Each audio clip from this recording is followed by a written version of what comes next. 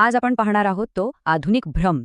काम, सत्य आणि श्वास या तिन्ही गोष्टी कशा हरवत चालल्यात बघूया. रोज सकाळी उठायचं, काम करायचं आणि झोपायचं. आपण खरंच जगतोय की फक्त एकच रुटीन रिपीट करतोय? आपला उद्देश, बातम्यांमधलं सत्य आणि स्वच्छ हवा ह्या 3 गोष्टी आपण गमावल्यात. सुरुवातीला कामाचा विचार करूया. रोज सकाळी पीसी सुरू होतो, कामं वेळेत संपतात. पण खरं सांगा, हे सगळं करून मन भरतं का?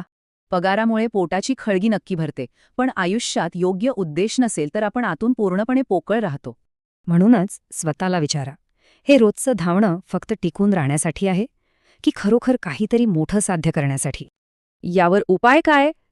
कामामागचं कारण शोधा, रोज काहीतरी नवीन शिका आणि छोट्या छोट्या यशाचा मनसोक्त आनंद घ्या. आता संध्याकाळ होतीये.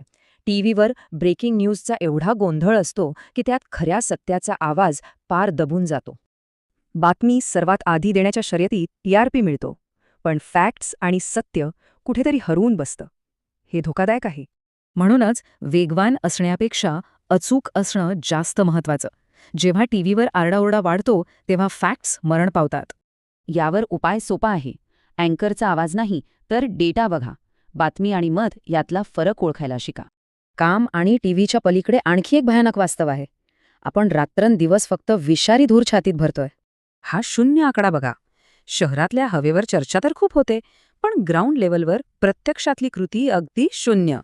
प्रदूषण वाढलं की फक्त मीटिंग्ज होतात आणि फोटो काढले जातात. हवा मात्र तशीच गुदमरलेली राहते.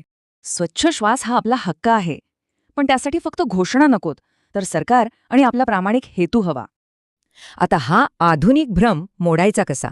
त्यासाठी या 3 अतिशय महत्त्वाच्या पायऱ्या नक्की लक्षात घ्या. 1. कामाचा हेतू बदला. 2. टीव्हीवर दिसणाऱ्या बातम्यांवर प्रश्न विचारा. आणि 3. लावलेली झाडं खरोखर जगवा.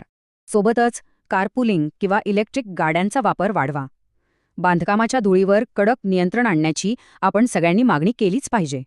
आपण करिअरसाठी धावतोय आणि अर्धवट बातम्यांवर विश्वास ठेवतोय, पण या नादात आपणच आपला श्वास विषारी करतोय. जाता जाता एकच प्रश्न, आपण खरोखर ही हवा वाचवणार आहोत की कायमचं गुदमरून जगण्याची सवय लावून